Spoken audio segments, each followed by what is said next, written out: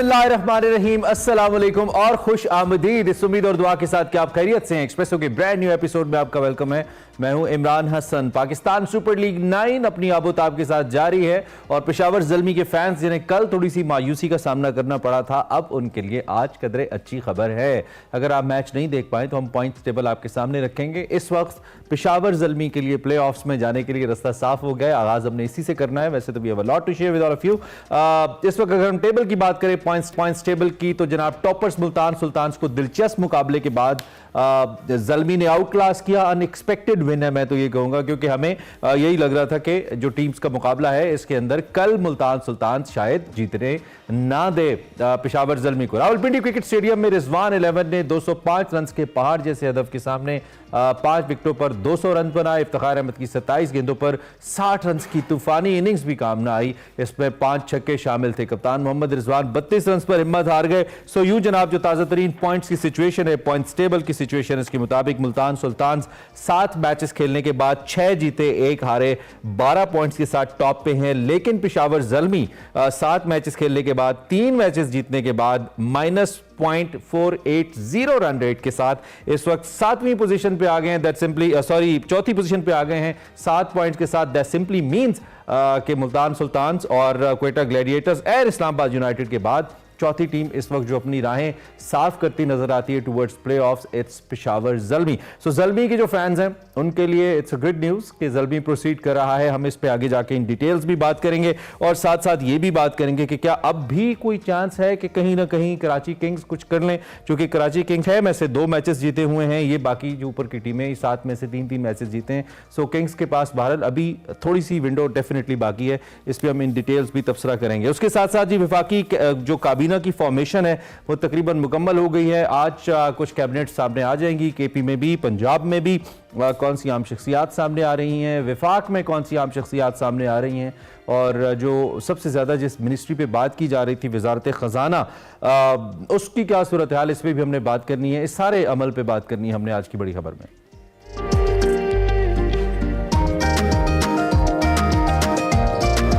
अच्छा जी, सो सबसे पहले आपको बताएं कि इंतखाबात के बाद जो हुकूमत साजी का अमल है वो तकमील की जानिब जा रहा है। विफाक में काबीना के नाम पर गौर हो रहा है। पंजाब और खैबर पख्तूनख्वा में जो सूबाई काबीना एज ऑफ टोल्ड आज हलफ ले रही है, यानी कि आज पहली खेप वजीरों की सामने आ जाएगी हमारे सामने। और मैं पहली खेप इसलिए कह रहा हूँ क्योंकि अभी मुझे नहीं लगता कि हतमी है, इसके अंदर कुछ और मजीद इजाफा भी हो सकता है। खैर ये कहना कबल अज़ वक्त होगा। इलेक्शन कमीशन ने चारों सूबाई असम्बलियों के फॉर्म 45 जारी किए, जो कि इलेक्शन एक्ट की शिक 95 के मुताबिक लाजिम है कि 14 दिन के अंदर अंदर जारी किए जाएंगे, मगर इलेक्शन कमीशन ने कुछ दिन की ताखीर से जारी किए हैं। इलेक्शन कमीशन के जारी करदा जो फॉर्म 45 हैं, इसके मुताबिक तहरीक इंसाफ दावा कर रही है कि फॉर्म 45 जो हमारे पास है वो दुरुस्त है। ये जो वेबसाइट पर अपलोड किए गए हैं ये दुरुस्त नहीं है। तहरीक इंसाफ कह रही है ये फोर्ज्ड हैं। इसकी तहकीकात होनी चाहिए ताकि मामलात आगे बढ़ सकें। उधर तहरीक इंसाफ अपने बानी और दीगर सियासी रहनुमाओं की रिहाई के लिए भी मुतहरिक हो गई है। एक जानिब अदालतों में कानूनी जंग लड़ी जा रही है तो दूसरी जानिब कौमी असम्बली सेक्रेटेरिएट में बानी पीटीआई की रिहाई के लिए एक करारदाद जमा कराई। बाद में मीडिया से गुफ्तगू करते हुए असद कैसर ने कहा कि हम आइन और कानून की बालादस्ती चाहते हैं। बानी पीटीआई के खिलाफ जितने भी मुकदमात हैं उन्हें फिलफोर वापस लिया जाए। उन्होंने कहा ये सियासी नौइयत के मुकदमात हैं। शाह महमूद कुरैशी समेत उनका कहना था जी कि हमारे जो रहनुमा कैद में हैं उन्हें फौरी तौर पर रिहा किया जाए। इसके साथ साथ पीटीआई ने सुन्नी इत्तेहाद कौंसिल को मखसूस नशिस्तें ना मिलने के खिलाफ इतवार को इलेक्शन कमीशन के खिलाफ एहतजाज का ऐलान किया है, क्योंकि जितनी नशिस्तें सुन्नी इत्तेहाद कौंसिल को मिलनी थी अब उनकी हो गई है जी बांट तकसीम। इसमें मजमूई तौर पर कौमी असम्बली में अक़लियतों की 3 खाली नशिस्तें नून लीग को मिल गई हैं। पीपल्स पार्टी JUI में तकसीम कर दी गई हैं। सुन्नी इत्तेहाद कौंसिल कौमी असम्बली की 23 और सूबाई असम्बली की 54 सीटों से महरूम हुई है। So it's a big number, almost 77 seats हैं जो जिनसे ये सुन्नी इत्तेहाद कौंसिल महरूम हुई है। दूसरी जानिब बड़ी इंपॉर्टेंट खबर कोर कमांडर्स कॉन्फ्रेंस के हवाले से है। 9 मई के मनसूबा साज जरूर कटहरे में होंगे, हमारी रोजनामा एक्सप्रेस की हेडलाइन भी है और कल की सबसे बड़ी खबर भी, जिसमें chief of army staff general Asim Munir की ज़ेर सदारत कोर कमांडर्स कॉन्फ्रेंस हुई और सभी कोर कमांडर्स इसके अंदर मौजूद थे वाज़े तौर पर। और 2 टोक मौक़िफ़ शुरका के सामने आया और यह अज़्म किया गया कि जो 9 मई के वाक़यात हैं इसके ज़िम्मेदारों को हर सूरत कटहरे में लाया जाएगा। जमहूरी इस्तेहकाम ही मुल्क के आगे बढ़ने का रास्ता है। इंतखाबात में मुसल्लह अफ़वाज सिर्फ महफूज माहौल फराहम किया उन्होंने। कोई मखसूस सियासी अनासर ऐसे हैं जो मुदाखलत के गैर मुसद्दिक़ा इल्ज़ामात लगा रहे हैं, मफामत या मफाद परस्तों का नाकामियों पर अदम इस्तेहकाम और गैर यकीनी सूरत हाल पैदा करना दुरुस्त नहीं है। सियासी बयानबाजी के बजाय सबूत के साथ मुनासिब कानूनी अमल की पैरवी की जाए, ऐसा भी कहा कोर कमांडर्स कॉन्फ्रेंस ने। और साथ साथ ये जो इबहाम और गलत मालूमात हैं इसके फैलाने की कोशिशें बेसुध हैं, ऐसा भी कहना था कोर कमांडर्स कॉन्फ्रेंस का। पैलेस्टीनियन अवाम के साथ, कश्मीरी अवाम के साथ इज़हार यकजहती भी किया गया और भी मज़ीद अहम जो मुल्की मामलात हैं, मुल्की सिक्योरिटी के मामलात हैं, ये ज़ाहिरी बात है ज़ेर गौर है। और तमाम जो शोहदा हैं उनकी कुर्बानियों को खिराज अक़ीदत भी पेश किया गया। हमारे साथ इस वक्त इमरान मीर साहब मौजूद हैं, सीनियर तज्ज़ियाकार हैं, आप उनको जानते हैं, सीनियर सहाफ़ी, उनसे हम बात करेंगे। मरसद अली मोहम्मद खान साहब मौजूद हैं, सीनियर रहनुमा पाकिस्तान तहरीक इंसाफ हैं, उनसे भी बात करेंगे। आप दोनों साहिबान का बहुत शुक्रिया, thank you very much for joining us. Ali Mohammad Khan Sahab, सबसे पहले तो हम आपसे जानेंगे जो मखसूस नशिस्तों का मामला था, बहुत प्रोलॉन्ग हुआ और फिर उसके बाद ऊंट उस करवट नहीं बैठा जिस करवट आपको शायद आपको तवक्को थी या नहीं, मुझे लगता है होनी चाहिए, या फिर जो आपके हक में बेहतर था। कैसा महसूस करें, पार्टी के अंदर क्या इस वक्त सेंटिमेंट है इस फैसले को लेकर? बिस्मिल्लाहिर्रहमानिर्रहीम, अल्लाहुम्मा सल्लि व सल्लिम व बारिक अला सय्यिदिना मुहम्मद व अला आलि मुहम्मद। टू बी ऑनेस्ट, ज्यादा एक्सपेक्टेशन नहीं थी, क्योंकि जिस तरीके से तहरीक इंसाफ को टारगेट किया गया है, हमारा इंतखाबी निशान छीना गया, हमारे कागजात छीने गए, हमारे साथ जुल्म हुआ, ज्यादती हुई, हमारे बहुत से लोग उठाए गए, उनको इलेक्शन नहीं लड़ने दिया गया, उनको कुछ लोग तो बेचारे वो इलेक्शन कैंपेन नहीं कर सके। और ये सारा जो है पिछले चंद महीनों में कैमरे की आंख ने दिखाया, प्राइवेट मीडिया ने भी और इलेक्ट्रॉनिक मीडिया ने भी, यूट्यूब और सब चीजों ने। तो इन हालात में ज्यादा तवक्को तो नहीं थी, लेकिन ये नहीं हमें अंदाजा था, हमारा ये ख्याल था कि शायद फिलहाल ना दें, बाद में मिल जाए, लेकिन इस तरह बंटवारा होगा। ये जुल्म इसलिए है, इस नुक्ते को प्लीज समझिए कि तहरीक इंसाफ मुल्क की सबसे बड़ी जमात है, सबसे ज्यादा वोट लिए हैं, सबसे ज्यादा सीटें ली हैं, बावजूद इसके कि हमारा आधा मैंडेट चुराया गया, आधे मैंडेट के साथ भी हम टॉप पर हैं। पार्लियामेंट में आज भी जीती हुई सीटों के हिसाब से तहरीक इंसाफ नंबर 1 पे है। तो उन सीटों के पीछे भी कुछ अवाम है, 2 करोड़ है, 2.5 करोड़ है, 2.25 करोड़ हमारा वोट है, जितना भी है टू बी एग्जैक्ट। उनके पीछे भी कुछ अवाम है, उन अवाम का एक हक है, या तो आप उसको देंगे या कुछ अरसा रोकेंगे, जो भी उसमें कानूनी सुकम है, लेकिन ये नहीं हो सकता कि वो हक उठा के आप उधर दे दें जिधर ऑलरेडी मिल चुका है। ये ऐसा ही है जैसे किसी जमीन पे आपका या मेरा तनाजा हो, तो वो आप या मेरे बीच में मामला हो सकता है, लेकिन ये नहीं हो सकता कि इसको उठा के आप किसी तीसरे फरीक को दे दें। या आप मुझे देंगे या उस पर हम बहस करेंगे या नहीं देंगे। तो ये एक ऐसा मामला हुआ है कि ये माले गनीमत जिस तरह होता है, बंटवारा किया गया है, इस पे ज्यादा अफसोस और गम गुस्सा है पार्टी के अंदर, और इसके खिलाफ हम अदालतों में जा रहे हैं और इंशाल्लाह एहतजाज भी होगा, पुरअमन एहतजाज होगा, आईन और कानून के अंदर रहते। आप जब आपकी तो ऑब्वियसली आपके पास पार्टी सिंबल नहीं था, आप इंडिपेंडेंट कंटेस्ट कर रहे थे, आपकी सुन्नी इत्तेहाद काउंसिल के हवाले से इलेक्शन कमीशन कहता है कि उन्होंने कहा कि हमें सीटें चाहिए नहीं है, इन रिटर्न उनका मौक़िफ़ है कि ये है, तो फिर आप कैसे डिफेंड करेंगे? आप जो पार्टी सिंबल का भी मामला था वो बहुत सारे रिटर्न डॉक्यूमेंट ना होने की वजह से आप हार गए थे। जब सुप्रीम कोर्ट ने आपसे आपके कैंडिडेट्स के हवाले से कि उन्होंने फीस कितनी जमा कराई, कैंडिडेट्स कितने थे, कोई डॉक्यूमेंट हमें दे दें कि आपने कब किसको पार्टी से निकाला, कब किसको चेयरमैन बनाया, तो आपके बैरिस्टर अली जफर साहब ये कन्फेस उन्होंने किया था कोर्ट रूम के अंदर कि नहीं हमारे पास नहीं है, ये डॉक्यूमेंट्स हमारे पास होने चाहिए थे। अब डॉक्यूमेंट्स हैं आपके पास इसको प्रूव करने के लिए? देखिए, एक तो ये बुनियादी नुक्ता है, इसको समझिए। जो जवाब दिया था सुन्नी इत्तेहाद काउंसिल ने जी, वो इलेक्शन से पहले था। इलेक्शन से पहले के मामलात पे जर्नल सीट में, जर्नल सीटों में जो कौमी असेंबली की इलेक्शन से पहले जब आप अपने नॉमिनेशन पेपर जमा करते हैं, हर जमात पे लाजिम है पाकिस्तान के इलेक्शन एक्ट के मुताबिक कि उसने कुछ सीटें खवातीन को देनी है जर्नल इलेक्शन। वो सुन्नी इत्तेहाद काउंसिल के पास वो सीटें नहीं थी, वो खवातीन मेंबर खड़े नहीं कर पा रहे थे, ज्यादा छोटी जमात, ठीक है, तो वो उस हवाले से, रिजर्व सीट्स के हवाले से नहीं है। ओके, रिजर्व सीट्स के हवाले से सुन्नी इत्तेहाद काउंसिल ने बिल्कुल नहीं कहा कि हमने सीटें नहीं लेनी, वो उस वक्त था 8 फरवरी के इलेक्शन से पहले वाली बात है, नंबर 1। ओके, नंबर 2, जो इलेक्शन एक्ट है वो ये कहता है कि आप एक पॉलिटिकल पार्टी होनी चाहिए, पार्लियामेंट्री पार्टी का लफ्ज यूज नहीं है। Sunni Ittehad council is a political party. अच्छा, अब ये तीसरा नुकता आ सकता है कि आपने पहले तो लिस्टें जमा नहीं की थी, जीतने के बाद जमा की, तो ये पहली बार नहीं हो रहा, ये पहले हो चुका है। और इसी इलेक्शन कमीशन ने बलोचिस्तान अवामी पार्टी बैप पार्टी को या बाप पार्टी को खैबर पख्तूनख्वा में वो सीटें दी थी। तो हर तरह से कानूनी सुकम हमारे पूरे हैं। यानी कि आपके पास एक प्रेसिडेंट भी है और दूसरी जानिब आपके पास कानूनी एक इसमें पॉइंट है। ठीक है, मैं जरा आपकी इजाजत से मैं अगर नियत खराब हो तो फिर तो चले। आई होप आप कन्विंस कर पाए अदालत को, व्हाई नॉट। एंड बेसिकली आपका राइट तो है क्योंकि उम्मीदवार आपके हैं तो राइट आपका है बहरहाल, लेकिन अब कानूनी मामला क्या है ये अदालत ही बेहतर बताएगी। इमरान मीर साहब, thank you very much and thank you for the patience. एक तो अली भाई का आपने मौक़िफ़ सुना, एक बड़ा अहम नुकता भी मैंने अली भाई से डिस्कस करना है, वो 9 मई के हवाले से कल जो कोर कमांडर्स कॉन्फ्रेंस है उसके बारे में भी बात होगी। सबसे पहले तो आप ये जो मखसूस नशिस्तों का मामला है, बतौर सहाफ़ी ऐसी रिवायात हमने नहीं देखी हैं, या वैसे बहुत सारी ऐसी रिवायात हुई हैं पिछले कम से कम साल 1.5 साल के अंदर जो हमने नहीं देखी हैं। ये उनमें से एक है, अनप्रेसिडेंटेड है कि एक पार्टी जो क्लेम करी है कि हमारी सीटें बनती हमें दे, और न सिर्फ उनको नहीं दी गई बल्कि दीगर पार्टीज को दी गई और दीगर पार्टीज ने ले भी ली। तो आपका क्या टेक है इस पे इमरान मीर साहब? अच्छा, एक तो अली मोहम्मद खान साहब जो है ना, मुझे इसलिए पसंद है ये कि ये अपनी सख्त से सख्त भी बात कहते हैं लेकिन बड़े अच्छे पैराए में कहते हैं। लेकिन एक दो चीजें ऐसी हैं जो इनकी पार्टी के अंदर मुझे जो नजर आता है, जब मैं सोशल मीडिया देखता हूँ, बहुत सारी चीजें देखता हूँ, तो कंफ्यूजन ऐसे लगता है कि जैसे इनकी पार्टी के अंदर भी है। मिसाल के तौर पे इनको पता है, जब हम इशारे के नाम में बात करते हैं, इनकी पार्टी की लीडरशिप भी पहले कहती रही है कि हमारी लड़ाई जो है वो सियासी जमातों से नहीं।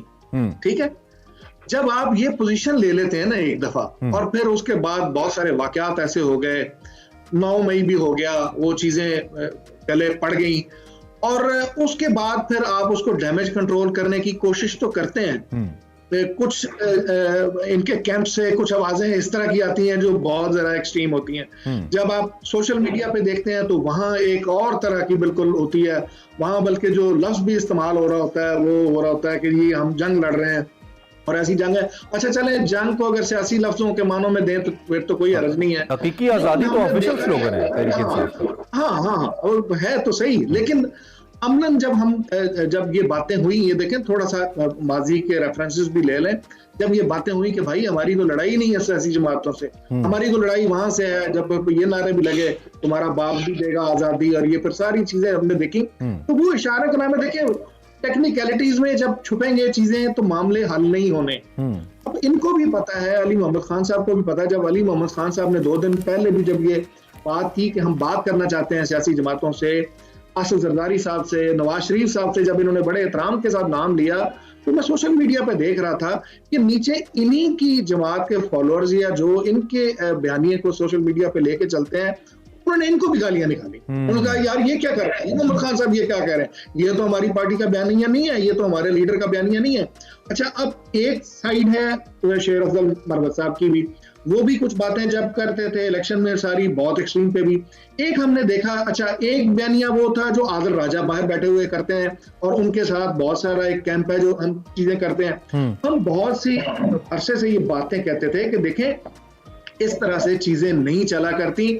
उन्होंने फिर ऐसी बातें की, हमने देखा थोड़ा सा, ये मैं इसलिए बैकग्राउंड कर रहा हूं कि हम जितनी देर तक इसको सादगी से हम ये कहते रहेंगे ना कि ये अदालतों से मसले हल नहीं होती, जब एक तरफ हम कहते हैं कि ये अदालतों का मसला नहीं है, मसला कहीं और से है, जब लड़ाई कहीं और। ये जो आपने हमें याद कराया, जो कि अली भाई साथ हैं, तो हम जरा अली भाई शेर है ना, देखा जो तीर खा के कमीनगाह की तरफ, अपने ही दोस्तों से मुलाकात हो गई। देखिए उसमें इमरान मीर साहब, सॉरी टू कट यू, पता है क्योंकि अक्सर हमें एंटी तहरीक इंसाफ बात कर रहे पे हम साफियों की ट्रोलिंग होती है ना, हमें तो कहां तक बात पहुंच जाती है। तो मैं अली भाई के जज्बात जानना चाहता हूं कि इनको कैसा लगा जब इनको भी वही कलमात सुनने पड़े। बिल्कुल कैसा महसूस हुआ अली मोहम्मद? इमरान मीर साहब ने कुछ अच्छे कलमात अदा किए, मैं शुक्रगुजार हूँ। 2-3 बातें सामने रखूंगा। देखिए, जब आप सियासत में होते हैं तो आपको तनकीद के लिए तैयार रहना चाहिए। हमेशा जनाब इमरान खान साहब से मैंने यही सीखा है कि लीडर स्टैंड लेके बनता है। इस मुश्किल माहौल में बड़ा आसान है चुप के बैठ जाना, बात ना करना, वही बात करना जो सब कर रहे हैं, लेकिन आपने वो बात करनी है जो ठीक हो और आपके लीडर की उसमें भलाई हो और मुल्क की उसमें भलाई हो। ये मैं ही था जो 78 दिन जेल में रहा और उसके बाद जब निकला तो घर में छुप के नहीं बैठा, बल्कि पहले दिन ही मीडिया पे बैठ गया। हालांकि यहां तक हमें कहा गया कि इमरान खान का नाम भी नहीं लेना, हमने ना सिर्फ इमरान खान का नाम लिया, बल्कि 6 महीनों से मुकदमा लड़ा, और हमारे भी घर हैं, हमारे भी बच्चे हैं, मेरी भी माँ है, मुझे भी थ्रेट और बड़े मसले में 5 महीने अटक, ब्रिज क्रॉस नहीं कर सका, खैबर पख्तूनख्वा नहीं जा सका। इलेक्शन कैंपेन के आखिरी दिनों में मुझे मौका मिला, वो भी आखिरी दिनों में। सलाम है मर्दान की आवाम को जो 100 से ज्यादा जल से मुझे दिया और 1 लाख से ज्यादा वोट देके 68,000 की लीड दी, मैं उनको सलाम पेश करता हूँ। इस नुक्ते पे आते हैं, देखिए कुरान में अल्लाह कहते हैं वो अमरुहुम शूरा बैनहुम, और जब मसला होता है तो बैठ के गुफ्तगू करते हैं। अच्छा, गुफ्तगू क्या होगी, बात क्या होगी, उस पर आते हैं। पहली बात, इमरान खान साहब ने जेल में कहा फतह मक्का मॉडल, कि जब हम जीत के आएंगे हम सियासी इंतकाम नहीं लेंगे। हाँ, जिसके मसले हैं वो अदालतों से फैसले होंगे, हम किसी का खून माफ नहीं कर सकते, हम किसी का कत्ल माफ नहीं कर सकते। अरशद शरीफ साहब का जो भी मामला है वो उनकी वालिदा साहबा का इख्तियार है, अदालत से फैसला होगा। और जो मामलात हैं, हमारे कारकुनों से जुल्म हुआ है, पुलिस वालों ने ज्यादती की, अदालत से होगा। लेकिन हम सियासी इंतकाम नहीं लेंगे, किसी पे छापे नहीं डलवाएंगे, किसी की खवातीन का। तो वैसे फ्रैंकली स्पीकिंग शहबाज शरीफ साहब ने भी यही कहा है कि फैसले अदालतें करेंगी। दूसरी बात, इसमें मुदाखलत करो, दूसरी बात सुन लीजिए ना, थोड़ा सुन लीजिए, मुझे बोलने दीजिए 1 मिनट, ताकि पूरा। चलिए आप 1 मिनट में कंप्लीट करें, फिर मीर साहब। फतह मक्का मॉडल क्या है? फतह मक्का मॉडल ये है कि जब हम जीत जाएंगे हम सियासी इंतकाम नहीं लेंगे, लेकिन जो ज्यादतियां हुई हैं किसी की, वो अदालत फैसला करेगी, वो माफ हुकूमत नहीं कर सकती। इमरान खान या अली मोहम्मद किसी का। ठीक है सर, इमरान साहब जरा आप अपना नुक्ता, अच्छा जरा इमरान मीर साहब का इस पे मैं नुक्ता अली भाई आपकी इजाजत से ले लूं। रिकंसिलिएशन की बात है, जी जी, ट्रुथ एंड रिकंसिलिएशन की बात है। रिकंसिलिएशन तब होगी जब आप सच बोलेंगे। क्या शहबाज साहब सच बोलेंगे कि ये धांधली किसने कराई, क्यों हुई? क्या उनके ये बताएंगे कि 17 सीटें हैं उनकी, 100 सीटें उससे ज्यादा नहीं है? तो ट्रुथ एंड रिकंसिलिएशन का एक कॉन्सेप्ट है ना कि उसमें सच्चाई पहली शर्त है। क्या उस सच्चाई पे लोग आएंगे? मुझे नहीं लगता कि आएंगे, लेकिन असल बात फतह मक्का मॉडल है। ठीक है, ठीक है इमरान साहब, आप अपना नुक्ता जरा बताइएगा, फिर मैं आगे बात को बढ़ाता हूं। नहीं लेंगे जी। एक बात और, मुज़ाकरात की बात भी, उस पर भी बात कर लें, मुज़ाकरात पे भी बात कर लें। और ये बात ये मुज़ाकरात पे आगे बात कर लेते हो, जरा इमरान मीर साहब का एक नुक्ता ले लें, वो कुछ ऐड करना चाह रहे हैं। आखिरी नुक्ता ले लें, आखिरी नुक्ता। जी जी जी। इलेक्शन से 6 महीने पहले जब जेल से निकले, उस जमाने में सदर मुमलिकत को एक दरखास्त की, एक प्रोग्राम है हामिद मीर साहब के, कि आप इन बड़े लीडर्स को बैठाएं ताकि अगला इलेक्शन साफ शफाफ हो, दोबारा वही कहानी ना हो, रोडों पे लोग ना निकलें, दांधी ना हो। एक 8 फरवरी या जो भी उस वक्त तो तारीख नहीं थी, कि अगला इलेक्शन एक विंडो ऑफ अपॉर्चुनिटी बने, कौम को आगे का रास्ता मिले। ये उस वक्त की बात थी कि आप तमाम जमातों के जो बड़े लीडर हैं, एमल वली खान साहब ANP के हैं, MQM से आपने मौलाना साहब हैं, सिराजुल हक साहब जमात इस्लामी से हैं, मियां साहब नून से, और जरदारी साहब या बिलावल साहब पीपल पार्टी, और खान साहब को बाहर निकालें, उन पर पॉलिटिकल केसेस हैं। ये सदर साहब को 6 महीने पहले रिक्वेस्ट की थी कि बैठाएं, अगर उस वक्त बैठा देते तो ये इलेक्शन। ठीक है जी इमरान मीर साहब, लोग बात कर कुछ का कुछ बना देते हैं। ठीक है जी इमरान मीर साहब। अच्छा, आप 2 बातें बड़े एहतराम के साथ, चूंकि अगेन मैंने कहा मेरे लिए बड़ी रिस्पेक्ट है इनके लिए मेरे दिल में। अच्छा, आप देखें ना, अगेन ये शहबाज शरीफ साहब को जिम्मेदार ठहरा रहे हैं कि शहबाज शरीफ साहब ने माने उन्होंने धांधली की।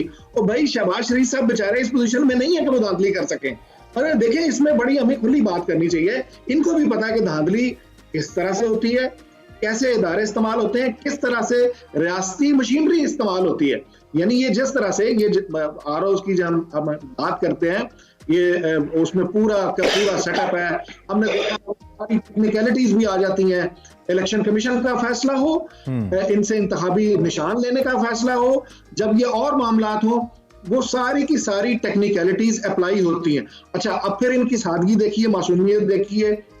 ये कहते हैं, अली मोहम्मद खान साहब कह रहे हैं कि अदालतों ने करना है, ये कह रहे हैं अदालतों से होना है, लेकिन साथ ही कौमी असम्बली में करारदाद दे रहे हैं कि इमरान खान साहब को रिहा किया जाए, उनके मुकदमे जो हैं वो सियासी हैं। और तो भाई, क्या इमरान खान साहब अब किसी करारदाद के नतीजे में रिहा होंगे वहां से? नहीं, ऐसा नहीं होना।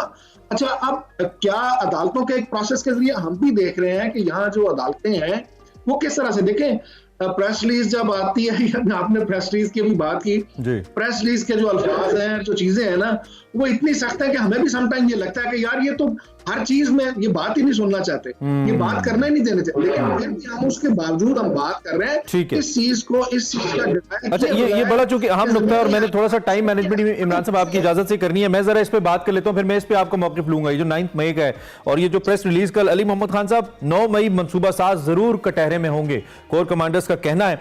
और ये उन्होंने कहा है कि जी हमारा इंतखाबात में मां सिवाय जो हिफाजती उमूर थे इसके अलावा कोई किरदार नहीं आई हैं और बगैर किसी ठोस शवाहिद के बेसुध इल्जामात है अगर कोई लगा रहा है, ऐसा भी कल शुरका ने कहा है। लेकिन इसमें हम थोड़ा सा फोकस इस 9 मई के ऊपर रहते हैं। मनसूबा साजों की बात हुई है, हालांकि इससे पहले प्राइम मिनिस्टर भी ऑन द हाईएस्ट फोरम ये कह चुके हैं कि कुछ ऐसे लोग जो कि इसके अंदर बराह रास्त इन्वॉल्व नहीं थे या लगता है कि वो उस तरह कसूरवार नहीं है, तो हम कोशिश करेंगे कि उनको रिलीफ मिले। लेकिन इस वक्त दोबारा से इशारा मनसूबा साज एंड ओबियसली लेट मी से दिस, इशारा तो उन्हीं लोगों की तरफ है जो लीडरशिप है आपकी पार्टी की, मुझे ऐसा लगता है, हो सकता है मैं गलत हूं, करेक्ट कीजिएगा मुझे। आप क्या देख रहे हैं, कैसे देख रहे हैं इस बयान को?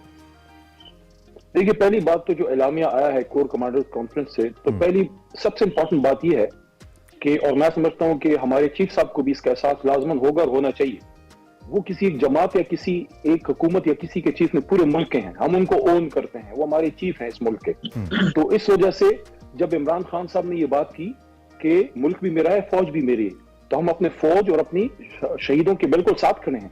जिन्होंने 9 मई को गलत किया है हम उसको डिफेंड नहीं करते, लेकिन हमारा नुक्ता प्लीज समझिए, वो बिल्कुल क्लियर कट है। एहतजाज हुआ, उसमें कुछ मिसक्रेंट्स आए, तहरीक इंसाफ ने कभी किसी को नहीं कहा कि आप जलाओ करें, घेराव करें। हमारे लोग जेलों में पड़े हैं, 8 महीने से पड़े हैं। तहरीक इंसाफ की पार्टी पॉलिसी नहीं थी या इमरान खान साहब के अहकामात नहीं थे। अगर किसी ने गलत किया है तो अदालतों में उसको एक मौका आप दें, पेश करें उसको अदालतों में। हम समझते हैं कि इस वाकये की एक जुडिशियल इंक्वायरी सुप्रीम कोर्ट कराए, ताकि दूध का दूध और पानी का पानी हो कि वो कौन है जिसने मुल्क की सबसे बड़ी जमात पे ये गलत इल्जाम, कलंक का टीका लगाया, उस आदमी के जो हमेशा पुरअमन रहा इमरान खान, और हमेशा ये बात करता रहा कि आप पुरअमन एहतजाज करें, वो आपका राइट है, और हमेशा ये बात भी की और मेरे सामने की एक दफा बनी गाला कि जिस तहरीक में तशद्दुद आ जाती है, तशद्दुद का आंसर आ जाता है, वो तहरीक खत्म हो जाती है। तो तहरीक इंसाफ न पुरतशद्दुद है, न किसी को कहा कि आप ऐसा कुछ करें। जो मनसूबा साज हैं, जो बात उधर से आई है, हम तो उसको सपोर्ट करते हैं, बिल्कुल जुडिशियल इंक्वायरी हो और मनसूबा साज वो मालूम हो कि वो कौन नहीं, लेकिन वो मनसूबा साज पीपल्स पार्टी या नून लीग तो नहीं हो सकती ना। शहबाज साहब तो मनसूबा साज नहीं हो सकते, आपके हक में एहतजाज हो रहा था। अल्टीमेटली बेनिफिट ऑफ डाउट वाली बात है ना, दो कि आप इसको डिनाई कर रहे हैं और आपका राइट भी है। उसका फैसला ना आप कर सकते हैं, ना इमरान मीर साहब जो बैठे हैं कर सकते हैं, ना हमारे ऑनरेबल जो और ओहदेदार हैं, चाहे वो चीफ साहब हों, आर्मी चीफ हों, या जो है मियां शहबाज साहब, हालांकि उनको मुज़ीर आज़म नहीं मानते, वो फॉर्म 47 वाले हैं, लेकिन इसका फैसला एक इंडिपेंडेंट फोरम पे होगा, और वो है जुडिशियल कमीशन के सुप्रीम कोर्ट के नीचे एक इंक्वायरी हो और मालूम हो कि वो कौन लोग थे जिन्होंने इतना बड़ा नुकसान करने की। मेरे पास जस्ट एक मिनट है। इमरान साहब, अली भाई का मौक़िफ़ आ गया होनी चाहिए जी, तहरीक इंसाफ का मौक़िफ़ आ गया इस पे, और वो कह रहे हैं कि जुडिशियल कमीशन इसका सोल्यूशन है और दूध का दूध पानी का पानी करने के लिए वो तैयार है। वो कोई रिलीफ इस कॉन्टेक्स्ट में नहीं मांग रहे, वो कह रहे हैं कि बिल्कुल डिसाइड होना चाहिए, इंडिपेंडेंट फोरम पे होना चाहिए। आप इस बयान को कैसे देखते हैं? क्या ये बयान पे रेफर कर रहा है कि सूरत हाल तहरीक इंसाफ की ठीक नहीं होने लगी? देखिए, मेरा ख्याल ये है कि हम जब ये बात करते हैं कि हमें रियलिस्टिक होना चाहिए, तो फिर इसका मतलब ये है कि ये बातें करके हम फिर हकीकत से नजरें चुरा रहे हैं। अच्छा, अब उसमें 2-3 चीजें हैं इसमें कि ये अली मोहम्मद खान साहब का मौकफ है कि ये सारा, या इनकी जमात का मौकफ है कि ऐसा नहीं है, लेकिन क्या जो दूसरी साइड है, क्या वो भी ऐसा समझती है कि ऐसा ही है? उन्होंने तो अब प्रेस रिलीज जारी कर दी, जी, और प्रेस रिलीज में कोई इब्हाम है हमें समझने में या इनको समझने में कि वो क्या समझते हैं। और let me make it more clear, Imran Mir साहब, आपके ख्याल में ये प्रेस रिलीज रेफर कर रही है कि उन जो कोर कमांडर्स के कॉन्फ्रेंस के शुरका है, उनका इशारा तहरीक इंसाफ की लीडरशिप की तरफ है? आपको ऐसा लग रहा है? तो इशारा नहीं है जी, ये इशारा नहीं है, इशारे से बहुत आगे की बात है। मैं इसको देखें, हमें इन चीजों से, इन एलुजन से निकल आना चाहिए बाहर, या तो बिल्कुल फिर सारी तरफ देखें, चीजें माने। देखिए, एक चीज हमें भी कंफ्यूज करती है सम टाइम, जो चीजें, जो ऑडियोज जो जिस तरह से आती रही, देखें, या तो कभी भी तहरीक इंसाफ ने उनको डिनाई नहीं किया कि जिसमें ये व्हाट्सएप ग्रुपों में भी चलती रही, हम भी, आप भी वो सारी चीजें देखते भी रहे हैं, टीवी पे भी चलती रही कि भाई आपको बताया गया है कहां पे जाना है, आपको टारगेट्स दे दिए गए हैं, मुराद सईद की ऑडियो आती रही है बहुत सारी। टाइम तकरीबन खत्म, अली भाई 20 सेकंड के अंदर आप अपना मौक़िफ़ अगर देना, इसके जवाब में देना चाहें 20 सेकंड में। अब कहने का मकसद ये है कि अच्छा, फिर लास्ट मिलना चाहिए, उनको आगे जाना चाहिए। जब तक हम हक सच की बात नहीं करेंगे, मैंने भी वही बात की है, इसका फैसला मैं, आप या इमरान मीर साहब नहीं कर सकते, मोहतरम भाई है, इसका फैसला अदालत करेगी। अदालत के अलावा कोई और फोरम हो तो मुझे बता दें। दूसरी चीज, इस इलेक्शन का फायदा तब होगा जब असल मैंडेट सामने आएगा। जब तक तहरीक इंसाफ का असल मैंडेट आप वापस नहीं करते, ये मुल्क, ये पार्लियामेंट शहबाज साहब नहीं चला सकते। ठीक है अली मोहम्मद खान साहब, टाइम खत्म हो गया, आ चुके हैं, टाइम खत्म हो गया। ठीक है, ठीक है। इमरान मीर साहब, अली मोहम्मद खान साहब, दोनों हमारे मुअज़्ज़िज़ मेहमान, बहुत शुक्रिया आप तशरीफ लाए, आपने अपना तज्ज़िया हमारे सामने रखा। तहरीक इंसाफ को मौक़िफ़ भी और एक साफ़ी इंडिपेंडेंट मौक़िफ़ भी आपके सामने आया। एक ब्रेक लेते हैं, ब्रेक के बाद वेलकम बैक। आप एक्सप्रेसो देख रहे हैं। हमें मालूम है कि दुनिया इस वक्त एक ग्लोबल विलेज बन गई है और हर कोई तेज से तेज तर की जानिब गामजन है। ऐसे में अवाम के लिए सहूलियात में बजाय इसके कि इजाफा हो, पाकिस्तान में थोड़ी सी सिचुएशन हट के है। इंटरनेट और सोशल मीडिया की बात हमने करनी है। इन ऐप्स पर पाबंदी की खबरें हैं। खबरें क्या हैं, बल्कि हम इसका शिकार हैं। एक्स तो कई दिनों से बंद है, हमने देखा इंटरनेट बंद हो गया, ऑफ एंड ऑन बंद हो जाता है, कर दिया जाता है। फिर दूसरी जानिब एक हमारे सेनेटर हैं बैरम तंगी साहब, उन्होंने तो सेनेट में करारदाद ही जमा करा दी। उन्होंने कहा जी बंद ही करें, इसका फ़ायदा नहीं है, गलत मालूमात आ रही हैं यहाँ से।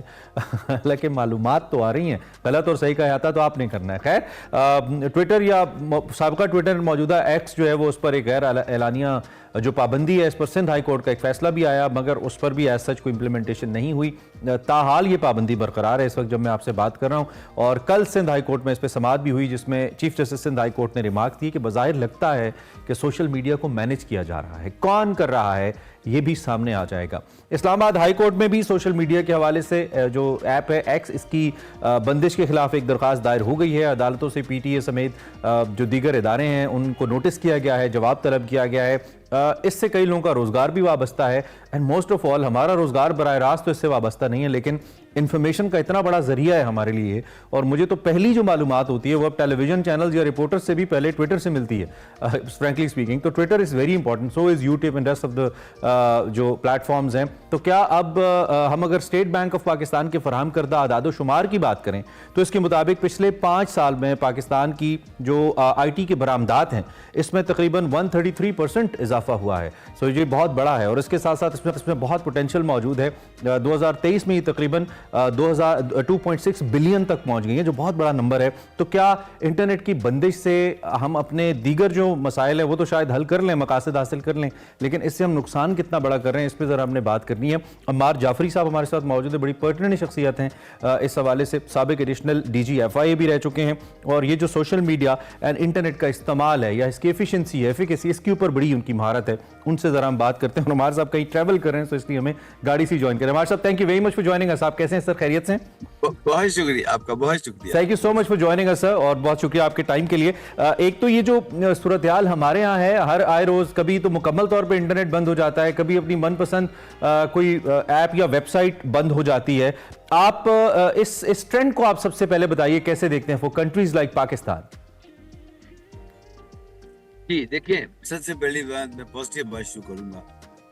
पाकिस्तान दुनिया के उन मुल्कों में था जो 2002 में, यानी आज से 22 साल पहले ETO आ गया था, इलेक्ट्रॉनिक ट्रांजैक्शन ऑर्डिनेंस। कितनी बड़ी बात है, अभी कहीं नहीं आया था, हमारे किसी पड़ोसी मुल्क में चीजें नहीं आई थी। 2005 के अंदर साइबर क्राइम विंग बन गया था FIA में, मैंने खुद उसको किया था, पॉइंटिंग हेड था उसका। ग्रेट। 2006 के अंदर सेनेट के अंदर सेनेटर मुशाहिद साहब के साथ मिलके हमने एक वो जमा करा दिया था कि ये होना चाहिए। उसके बाद सिलसिला बड़ा अच्छा चलता रहा। उसके बाद जब मैं रिटायर हुआ तो फिर हमने एक सेनेट में बिल पेश किया, वो भी अगेंस्ट सेनेटर मुशाहिद साहब के साथ किया मिलके, कि हमें ना साइबर सिक्योरिटी का एक कानून लाना चाहिए। साइबर क्राइम और चीज है, साइबर सिक्योरिटी और चीज है। साइबर क्राइम की कोर्ट्स होती हैं, कवानीन होते हैं, उसकी कोऑर्डिनेशन लेने के लिए FIA मौजूद है, कई इदारे बन गए हैं। लेकिन साइबर सिक्योरिटी जो है ना वो शेयर्ड रिस्पॉन्सिबिलिटी है, ये ख्याल रखिए। ठीक, वो मीडिया की जिम्मेदारी भी है, सिविल सोसाइटी की भी है, हर एक की जिम्मेदारी है। अच्छा, इस वक्त जो ब्लर है ना, जो धुंध नजर आ रही है, वो ये है कि इस वक्त बेशुमार स्टेक होल्डर वो आगे आ गए हैं जिनको बुनियादी चीजों का नहीं पता। पहली बात तो ये है कि जो सोशल मीडिया है ना, इसको आप रोक नहीं सकते। ये पानी की तरह है, ये ऊपर से पानी आ रहा है, आप इसको रोकेंगे साइड से निकल जाएगा। अगर ऊपर से पानी आ रहा है उसको आप रेगुलेट कर सकते हैं, चैनल बना सकते हैं, नहरें बना सकते हैं, खाले बना सकते हैं, लेकिन जब आप कोशिश करते हैं तो रोक ले कहीं पे, तो वो इतना बड़ा डैम चाहिए कि आप सोच भी सकते। Jafri Sahab, sorry to cut you, जिन स्टेक होल्डर्स की तरफ इशारा आपने किया, इससे मुराद कौन से स्टेक होल्डर्स हैं जो आपके ख्याल में इसका सही इस्तेमाल नहीं कर रहे या रेलेवेंट इस्तेमाल नहीं? देखिए मैं बताता हूँ, 3 स्टेक होल्डर्स होते हैं किसी भी चीज के। नंबर 1 रेगुलेटर होता है जिसको रेगुलेट करता है, नंबर 1। नंबर 2, उस रेगुलेटर के और एक्चुअल यूजर के दरमियान में इदारे होते हैं। जैसे अगर हमारे केस में लें आप, अगर हम टेलीकॉम की बात करें तो जितने भी इंटरनेट सर्विस प्रोवाइडर्स हैं, ये तमाम इदारे हैं, ये रेगुलेटर के अंडर काम कर रहे हैं। आईटी टेलीकॉम की बात कर रहे हैं, ठीक है। उसके अलावा जो इस्तेमाल करने वाले वो भी गलत इस्तेमाल कर रहे हैं। इसका मेरी बात ये है कि वो जुर्म के लिए इस्तेमाल कर रहे हैं। तो ये सारे से अच्छा, आपने जो कि शुरू में आपने कहा कि आप उस लेजिस्लेशन का या उस फॉर्मेशन का हिस्सा थे जब ये इसका आगाज हुआ, उस वक्त तो यकीनी तौर पे ये बहुत ज़रूरी भी था और इसमें कोई शक नहीं है कि इसका बहुत ज़्यादा फ़ायदा दुनिया ने उठाया है। हमने भी उठाया है, उतना नहीं शायद, लेकिन उठाया है। तो क्या शुरू में हमारे कुछ ऐसे सुकम रह गए, कोई ऐसे लूप होल्स रह गए? क्योंकि अभी भी मेरी इंफॉर्मेशन के मुताबिक बहुत सारे ममालिक के अंदर, जैसे कल मेरी कनाडा में एक दोस्त से, साफी दोस्त से बात हो रही थी, तो उन्होंने कहा कि वहां पे खबरें इतनी इंडिपेंडेंटली फेसबुक वगैरह से नहीं आती हैं, there is a check. So China, दीगर ममालिक, रशिया है, तो आप समझते हैं कि कहीं हमने कोई लूप होल छोड़ा फिर जिसका इतना वो फ्लड का नुकसान हो रहा है हमें? जी, इस सबसे बड़ा लूप होल ये था कि हमने डे 1 से ये फर्क ही नहीं महसूस किया कि साइबर क्राइम करना और चीज है, वो एक जुर्म है, लेकिन साइबर सिक्योरिटी को इंश्योर करना वो एक डिफरेंट बॉल गेम है। उस पे अब जाके पहली मर्तबा ये सर्ट बनी है, कंप्यूटर इमरजेंसी रिस्पांस टीम बनी है NTISP के अंडर। मैं समझ it's a very positive step. ये ऐसी बात है कि जब कोई आदमी बीमार होता है ना, तो बीमारी का तो इलाज होता है, डॉक्टर वगैरह होते हैं, लेकिन ये भी रिसर्च होती है बीमार क्यों हुआ है। क्या ये पानी खराब इसने पिया, क्या इसके घर में मच्छर ज्यादा थे? तो हमारा सारा फोकस वो डॉक्टरों के ऊपर हो गया है उसके हवाले से। लेकिन घर का माहौल कैसा है, जिसको पब्लिक हेल्थ कहते हैं, तो इस तरह साइबर हाइजीन भी आ चुकी है दुनिया के अंदर। 3 बातों को काइंडली आप मीडिया के थ्रू प्रमोट करें। एक तो साइबर हाइजीन को प्रमोट करें कि साइबर हाइजीन क्या चीज है, नंबर 1। नंबर 2, डिजिटल ट्रस्ट क्या चीज है। जैसे अगर आपके मेरे दरमियान में ज़ाती ताल्लुकात हैं, तो अगर आप मुझे 100 रुपये उधार मांगेंगे, मैं दे दूंगा फौरन आपको। ट्रस्ट नहीं है, मैं नहीं दूंगा। इस तरह डिजिटल ट्रस्ट होता है सरकारी इदारों के और प्राइवेट इदारों के दरमियान में। लेकिन अनलकीली हमारे यहाँ वो कवानीन इन्फोर्स नहीं हुए, क्योंकि साइबर सिक्योरिटी की कोई पब्लिक पॉलिसी नहीं है हमारे पास। पब्लिक पॉलिसी गवर्नमेंट की, मैं ये कहता हूँ अब नई गवर्नमेंट आई है, इनको इस पे काम करना चाहिए, पब्लिक पॉलिसी और साइबर सिक्योरिटी के ऊपर। मैं फिर रिपीट करूंगा, जब हम कहते हैं ना साइबर सिक्योरिटी, लोग डर जाते हैं कि जी ये कोई गवर्नमेंट के मामलात में घुस रहे हैं, FIA के, नहीं, ऐसा नहीं है। वो साइबर क्राइम्स है, वो करें। पीका आ गया है, ऑर्डिनेंस आ गया है, पुलिस का रोल आ गया है। लेकिन हमारा ये रवैया क्या है कि जो भी चीज है, सड़क पे कोई मसला है, कंटेनर ला दें, बंद कर दें। हमारा इंटरनेट पे कोई अगर डिसबैलेंस है, बंद कर दें।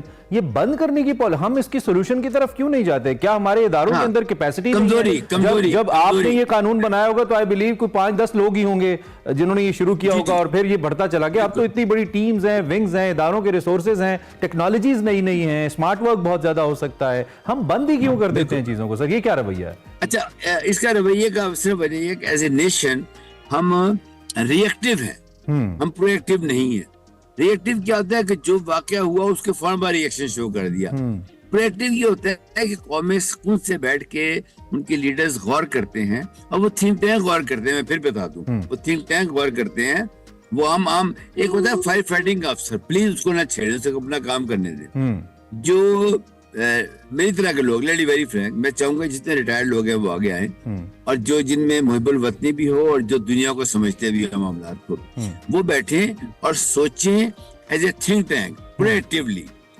प्रोएक्टिवली होता है कि आप एंटिसिपेट करते हैं। अब मेडिसिन में ये आ गया है, अब वो आपको, अब जब जाते हैं डॉक्टर के पास, वो कहते हैं टेम्परेचर चेक करो, BP ये वो करो, शुगर चेक करो। ये है रिएक्टिव कि हो गया, अब क्या करना है। लेकिन इसके लिए फिर जब सब आपको कोई प्लेटफॉर्म भी तो चाहिए होगा ना। अपने तौर पे तो आपके ख्यालात हैं, आप कर भी रहे होंगे कुछ ना कुछ, आप जैसे और जो साइबर प्लेटफॉर्म क्या हो सकता है जिस प्लेटफॉर्म पे आप जैसे अजहान इकट्ठे हों, आपके ख्याल में वो क्या प्लेटफॉर्म, कौन इनिशिएटिव लेंगे? प्लेटफॉर्म होना चाहिए डिजिटल पाकिस्तान। मैं ओपनली बता रहा हूँ आपको, ये डिजिटल पाकिस्तान की ओनरशिप लेनी चाहिए गवर्नमेंट ऑफ पाकिस्तान को। मैं तो कहता हूँ अपने आप को फाउंडर डिजिटल पाकिस्तान, बाकी सब इदारे अपने अपनी जिम्मेदारियां संभालें। 1 पॉइंट एजेंडा हो कि जो हमारा ये मिनिमल पाकिस्तान चल रहा है, इसको डिजिटलाइज किया जाए हर चीज को। देखिए, हमें अच्छी बात करनी चाहिए।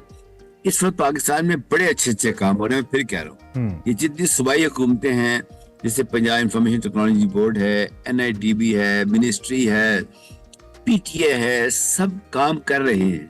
लेकिन थोड़े से हौसले हिम्मत के साथ।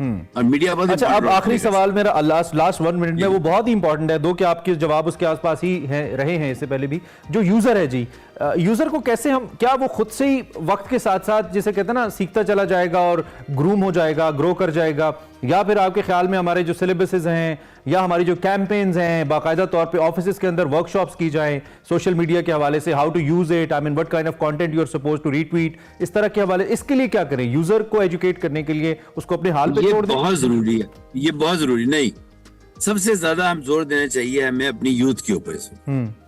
यूथ इस वक्त फ्यूचर लीडर ऑफ पाकिस्तान है, वो पढ़ रहे हैं स्कूलों में, कॉलेजेस में, यूनिवर्सिटीज के अंदर। सबसे पहले उनके सिलेबस में शामिल किया जाए साइबर सिक्योरिटी को, कि how to remain secure in cyberspace. Cyber parenting पे जोर देना चाहिए, बच्चों को घरों में सिखाना चाहिए। कहते हैं you need a village to build a child, हमें पूरे मुल्क को अपने बच्चों को संभालना चाहिए, पहली बात तो ये होगी। उसके बाद ये जो पढ़ लिख के फील्ड में लोग आ गए हैं, इन पे जुर्माने होने चाहिए। ये एक साइबर वायलेशन करें, मैं समझता हूँ इनको सजा ना दें, वो एक अजीब मसला है, वो अब स्टेट जुर्माना कर दें कि जी आप ये, फॉर एग्जाम्पल कोई इदारा जो है वो अपने यहाँ सिक्योरिटी नहीं लाता, तो उसको एक वो जिस कहते हैं इंटरनेशनल स्टैंडर्ड कहते हैं कि जी फला डेट तक अगर आपने ISO 27001 को इम्प्लीमेंट ना किया या GDPR को जो भी है, तो आपको 5 लाख रुपए जुर्माना है। बिल्कुल, और उससे आप समझते हैं कि इनफोर्समेंट से मामला हल हो सकते हैं। Enforcement through money, right, enforcement में प्लीज पॉलिटिकली विक्टिमाइज ना करें, पॉलिटिकली विक्टिमाइज। राइट। अमर जाफरी साहब एक एडिशनल FI है, थैंक यू वेरी मच, आपने हमें ज्वाइन किया आफ्टर बिजी स्केड्यूल, एंड बड़ी इंपॉर्टेंट बात की तो उन्होंने कहा कि जो लोग इस मामले को समझते हैं वो एक डिजिटल पाकिस्तान के प्लेटफॉर्म पे इकट्ठे बैठें, गवर्नमेंट उनकी रहनुमाई करे और गवर्नमेंट उनको फैसिलिटेट करे, एक लायामल बने, और फिर ग्रास रूट लेवल के ऊपर भी लोगों को, यूजर्स को बताया जाए कि how to use social media. इससे शायद ये तब्दीली आ सकती है, बट ये वक्त की बड़ी जरूरत है। लेकिन वंस अगेन बंद करना कोई सोल्यूशन नहीं है। देख लेते हैं एक्सप्रेसो में आपकी मुलाकात अब निगत आलम साहिबा से कराते हैं, जिन्होंने 70 बरस की उम्र में दुनिया के मुख्तलिफ ममालिक में ऐसे कई एडवेंचर्स किए हैं जो उमूमी तौर पे मुझ जैसे लोग यानी कि नौजवान भी करते हुए डरते हैं। I hope you won't mind, I call my self नौजवान। एडवेंचर दादी इनको कहा जाता है, जिप लाइनिंग हो, स्कूबा डाइविंग हो, पैराग्लाइडिंग हो, इसमें जी महारत है इनकी, ये इनका शौक भी है और इसको कर चुकी हैं, बड़ी एडवेंचरस खातून है और इनको दुनिया घूमने का भी शौक है, ओवैसी ट्रैवलर भी हैं और अब तक तकरीबन 16 ममालिक में ट्रैवल भी कर चुकी हैं। लोग इन्हें प्यार से एडवेंचर दादी बुलाते हैं। हमें बहुत अच्छा लगा इनको देखकर। सोशल मीडिया के ऊपर ऐसी मिसालें पाकिस्तान में कम हैं, जो कि यहाँ पे तो ख़वातीन जब अनफॉर्चुनेटली 40 ईयर्स उनकी एज होती है तो वो समझती हैं कि बस we are done with our life, अब तो कुछ बचा नहीं है। बट इन्होंने अच्छी एक मिसाल कायम की है कि नहीं, age is just a number, आप कभी भी कहीं भी, और जेंडर भी मैटर नहीं करती अगर आप कुछ करना चाहें। तो निगत आलम साहिबा इस वक्त हमारे साथ मौजूद हैं, दे कॉल इट एडवेंचर दादी। थैंक यू वेरी मच निगत साहिबा फॉर ज्वाइनिंग अस। आप कैसी हैं? जी अस्सलाम वालेकुम। बहुत शुक्रिया आपने हमें ज्वाइन किया। एक तो ये बताइए कि शुरू से ही ये सोचा था कि जब मैं एज के अगले हिस्से में जाऊंगी, मैं ओल्ड नहीं कहूंगा इसको, अगले हिस्से में जाऊंगी तो तब मैं ये सारा कुछ करूंगी और तब ज्यादा मेरा नाम होगा, मौका बाद में मिला, या काफी अरसे से करती आ रही हूं तो रोका ही नहीं आपने कि ये चल रहा है सिलसिला अभी तक? नहीं, ट्रैवलिंग तो मैं काफी अरसे से करती आ रही हूँ, लेकिन जैसे आपको पता है कि एबटाबाद एक बैकवर्ड एरिया है और इसमें इतनी ज्यादा ऐसी अपॉर्चुनिटीज नहीं है। और दूसरा फिर ये कि आपको पता है पाकिस्तान में भी ऐसी नहीं थी, बहुत कम। जिप लाइनिंग मैंने नारान में शुरू हुई तो की थी, राफ्टिंग मैंने वहीं शुरू की, कैलाश में गई वो तो। लेकिन ये जो बाकी एक्टिविटीज है ये मैंने सोचा नहीं था, ये अल्लाह की तरफ से था कि मैं इस एज में करूंगी। तो फिर मुझे मौका इस एज में अल्लाह ने दिया और मैंने फिर ये कर दिया कि हर एज में बंदा जो अगर आप करना चाह रहे हो तो अल्लाह आपकी मदद हो तो आप कर सकते हो। बिल्कुल बिल्कुल, अल्लाह की मदद तो जरूरी है। तो स्कूबा डाइविंग मतलब बहुत सारे लोग नहीं कर पाते और सफोकेशन होती है उनको, बहुत सारे लोग उनको हाइट फोबिया होता है, वो जिप लाइनिंग नहीं कर पाते। तो आपने कहाँ की स्कूबा डाइविंग कहाँ की, जिप लाइनिंग कहाँ की? ये स्कूबा डाइविंग तो थाईलैंड में की थी और ये जो है जिप लाइनिंग नारान में की है और ये भी थाईलैंड में की है। डर नहीं लगा आपको हाइट से जिप लाइन करते हुए? नहीं, अल्हम्दुलिल्लाह मुझे हाइट से भी डर नहीं लगता और मुझे अंडर वाटर भी डर नहीं लगता। मुझे अल्लाह की दुनिया देखने का बहुत शौक है। मतलब देखिए अल्लाह क्रिएचर उसकी कैसी कैसी आसमान कैसा बनाया है और फिर अंदर पानी के अंदर क्या क्या है वो अल्लाह ने बहुत ही खूबसूरत दुनिया है पानी के अंदर। आया द एक्सपीरियंस, इसमें कोई शक नहीं है। आपको कैसा फील हुआ? आई मीन आपकी उस वक्त आपने किस एज में पहली दफा, मुझे पता चला कि आपने 65 बरस की उम्र के बाद स्कूबा डाइविंग पहली बार की? बिल्कुल 65 के बाद मैंने जी ये सारी एक्टिविटीज की। अच्छा, कैसा फील हो रहा था जब आप पानी के नीचे जाके देखना चीजों को, and how was the feeling? बहुत अच्छी, बस फील नहीं मतलब बंदा एक्सप्रेस नहीं कर सकता, लेकिन ये है कि वो कुछ और ही एक्सपीरियंस होता है जो बंदे को नजर आता है। और उस वक्त का वो जो वक्त होता है वो पता नहीं, ऐसे लगता है कि अब ये क्या ये ड्रीम है आपका या पता नहीं क्या, बस अब फीलिंग कुछ और ही होती है। तो आपकी इजाजत से चिल्ड्रन, ग्रैंड चिल्ड्रन हैं, आपके चिल्ड्रन हैं? जी मेरी पोती ने 13 ईयर्स में किया है ये स्कूबा डाइविंग। तो आपको रोका नहीं पोती ने कि दादी क्या कर रही हैं इस उम्र में, किधर जा रही हैं आप समंदर के नीचे? नहीं, बल्कि मैंने उसको पुश किया। जब मैंने पैसे दे दिए हुए थे तो कहती है मैं नहीं जाती, तो बहुत वो डर रही थी। मैंने कहा जाओ पैसे लगे हुए, तो ऐसे मैंने उसको, पैसे तो पूरे करने हैं, अब जो मर्जी हो। जी नहीं, जब तक वापस नहीं आई आप यकीन करें मैं सारी जो सूरतें मुझे याद है मैं सारी पढ़ती रही हूँ कि ये बच्चों से ज्यादा पोते पोतियां ज्यादा अच्छे लगते हैं। कि आपने जो ना वो बेटी को भेज तो दिया है पोती को, लेकिन अल्लाह करे अब वो खैर से नहीं, बाहर वैसे इंटरनेशनल स्टैंडर्ड्स तो अच्छे हैं सिक्योरिटी के लिहाज से, जी साथ जाते हैं और वो काफी अच्छा है उनका। अच्छा, अब हमें ये बताइए कि आप अकेली तो नहीं है जिनकी उम्र इस एज ग्रुप के अंदर, पाकिस्तान में बहुत सारी ऐसी खवातीन हैं, तो वो तो नहीं करती हैं ऐसे, वो तो बस अपना नमाज रोज़ा अल्लाह तौबा की और बस आपके पोते पोतियों के लिए दुआ कर दी और उनकी ज़िंदगी इस तरह से होती है। आप समंदरों में निकल गई, आप आसमानों में निकल गई, उनको क्या कहेंगी जो ये नहीं करती? देखिए मैंने समंदर में भी नमाज पढ़ी है, मैंने आसमान पे भी सूरत रहमान पढ़ी है।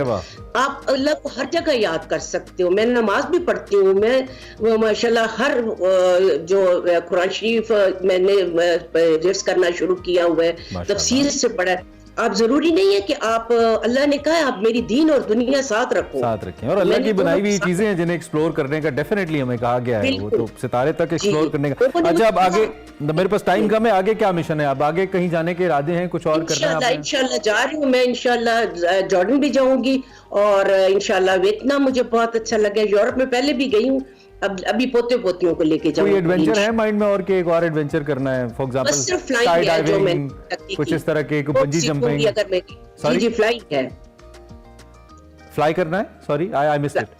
जी फ्लाइंग करना है, मतलब सीखनी है फ्लाइंग। अच्छा, फ्लाइंग सीखनी है, you want to fly an airplane. अब आई एम श्योर आप कर सकती हैं, आप इतना कुछ कर सकती हैं। तो आप खवातीन को जाते जाते जो क्योंकि पाकिस्तान में ये इतना अनफॉर्चुनेट ट्रेंड है कि चाहे हमारी वालदाएं हों, चाहे नॉर्मली खवातीन, मिडिल एज की खवातीन हो, वो बिल्कुल ज़िंदगी से दूर ही हो जाती हैं। उनको लगता है बस किचन है, घर है, मुख्तलिफ ड्रामाज हैं वो देखने हैं, एंड दैट्स इट, और ओबियसली फैमिली गॉसिप्स हैं।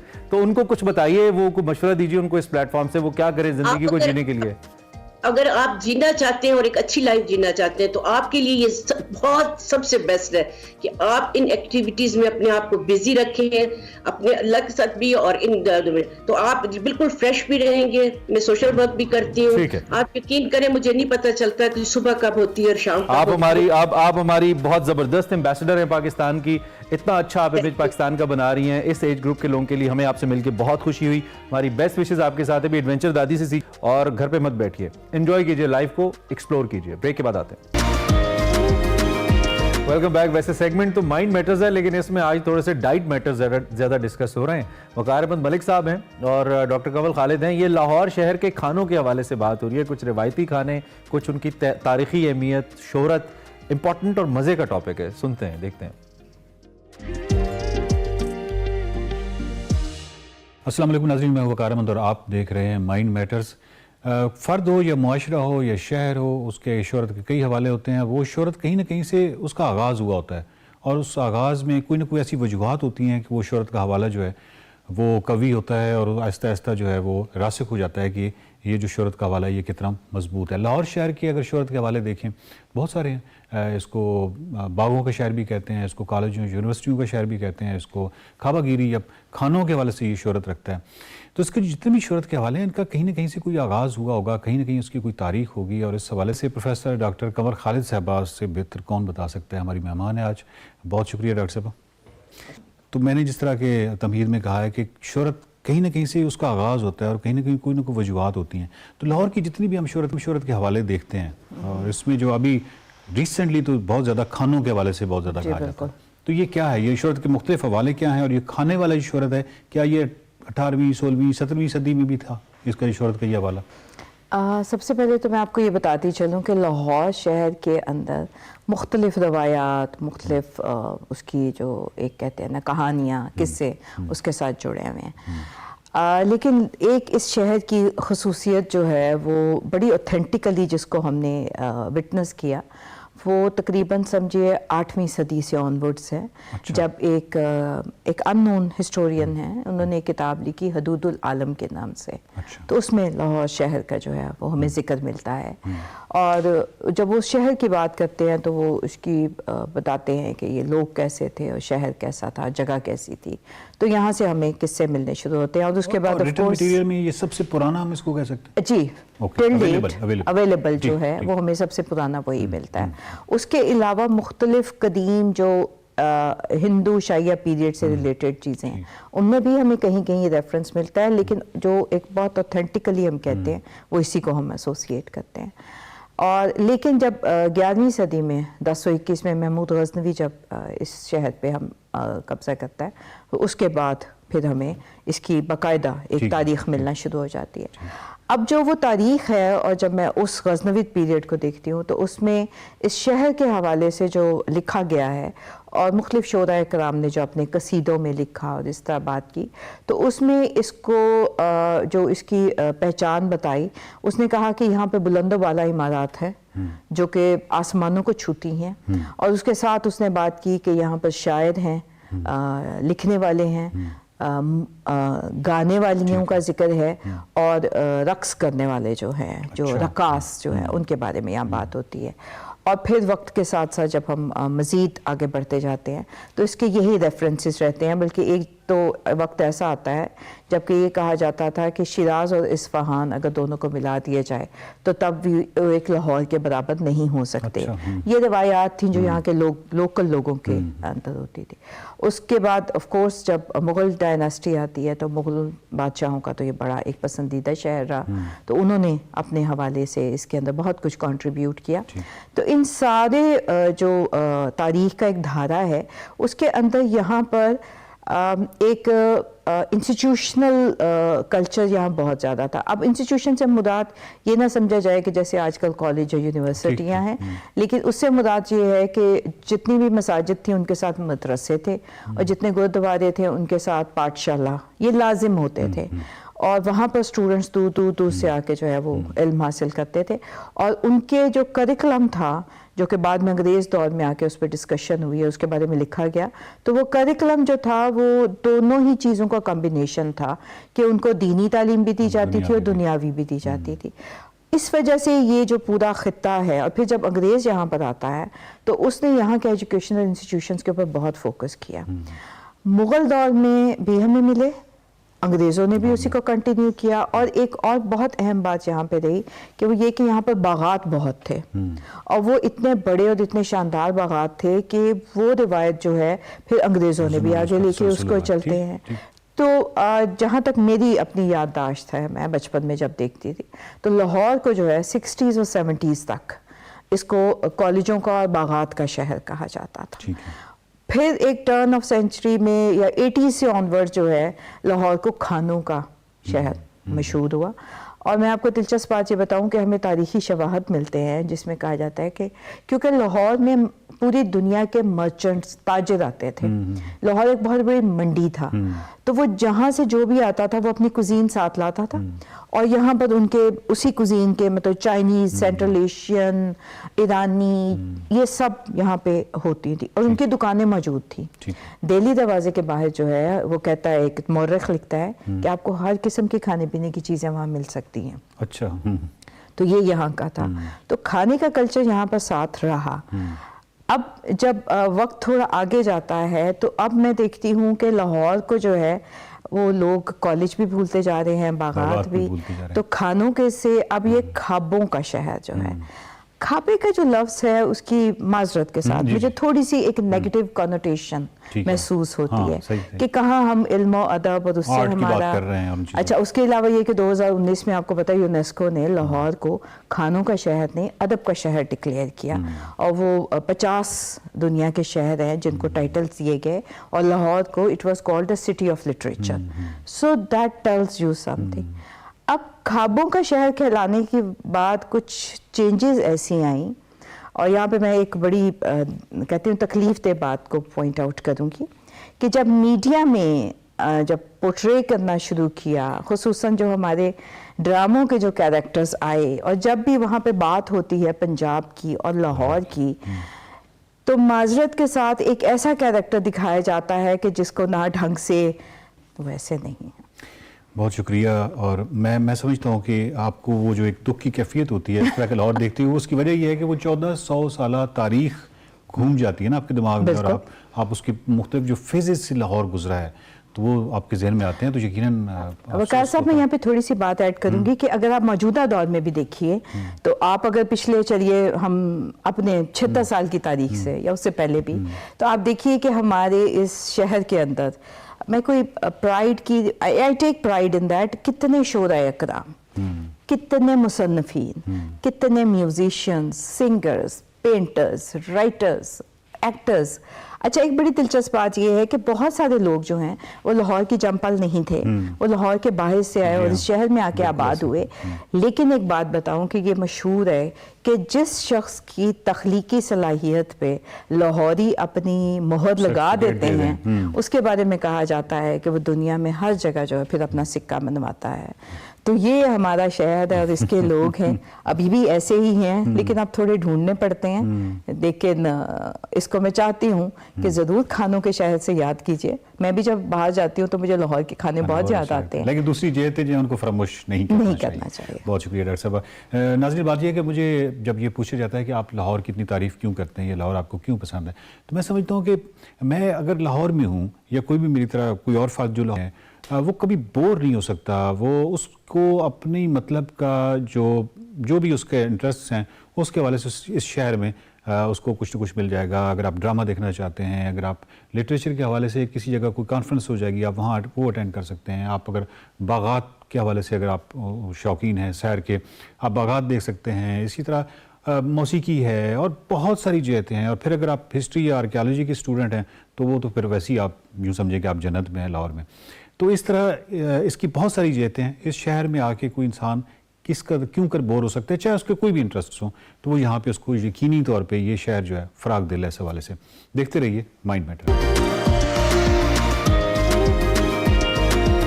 Welcome back to Expresso. अब एक बार फिर PSL 9 की बात लेते हैं। प्रोग्राम के आगाज में हमने बात की थी पेशावर ज़ल्मी ने सीजन 9 के अगले मरहले में जाने के लिए काफी हद तक अपना जो रूट है ना वो क्लियर कर लिया है पेशावर। क्योंकि मैं एक बात से वाकिफ हूँ कि ज़ल्मी का जो फैन कहना चाहिए ना, फैन बैंक है या फैन फॉलोइंग है, भाई वो बहुत ही fan base is the right word, बहुत ज्यादा है। और लोग बड़ा ही कोई क्रेजी फॉलो करते हैं। और फिर रही सी कसर बाबर आजम साहब ने निकाल दी है।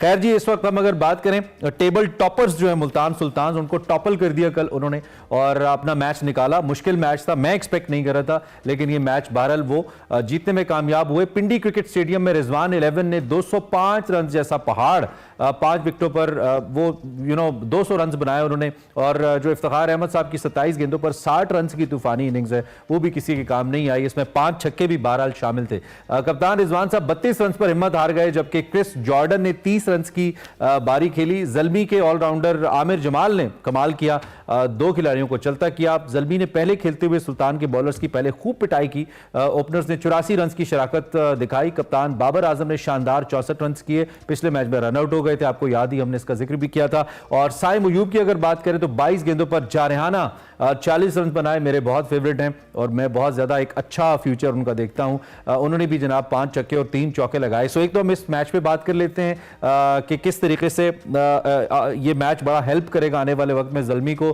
फर्दर बेहतर गेम प्ले करने के लिए, और दूसरा सुल्तान के लिए इस मैच के अंदर क्या लेसन हैं। और इसके साथ साथ जो पॉइंट्स टेबल पोजीशन है जो मैंने प्रोग्राम के स्टार्ट में आपको बताई थी, इस वक्त सुल्तान और ग्लैडिएटर्स लीड कर रहे हैं, followed by Islamabad United, Zalmi Kings and Qalandars.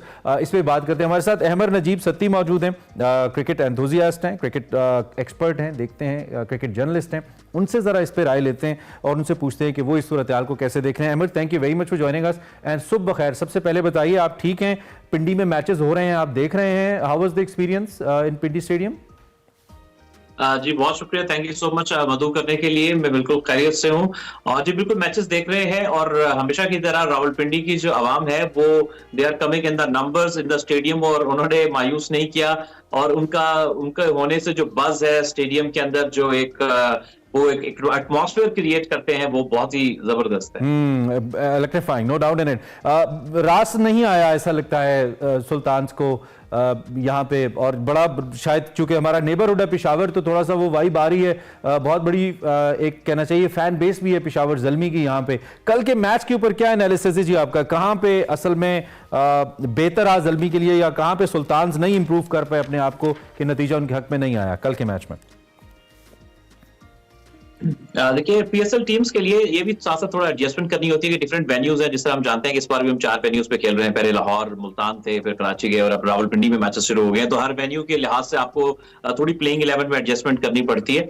Multan Sultan बहुत अच्छी टीम है, लेकिन ये कि समहाउ कल पूरी क्वार्टर करके पेशावर ज़ल्मी की चेंजेस बहुत अच्छी थी। आमिर जमाल ने बॉलिंग में अच्छा उनके साथ किया। फिर मेहरान मुमताज जो कि लोकल बॉय हैं रावलपिंडी के, मैं उन डिफरेंट प्लेटफॉर्म पे मैं जिक्र कर रहा था कि उनको खिलाना चाहिए क्योंकि वो बहुत ही अच्छे स्पिनर हैं, परफॉर्मर हैं, ही इज यंग। तो उनकी इंक्लूजन से बहुत बड़ा फर्क पड़ा पेशावर ज़ल्मी में। उन्होंने आरिफ याकूब के बजाय उनको खिलाया।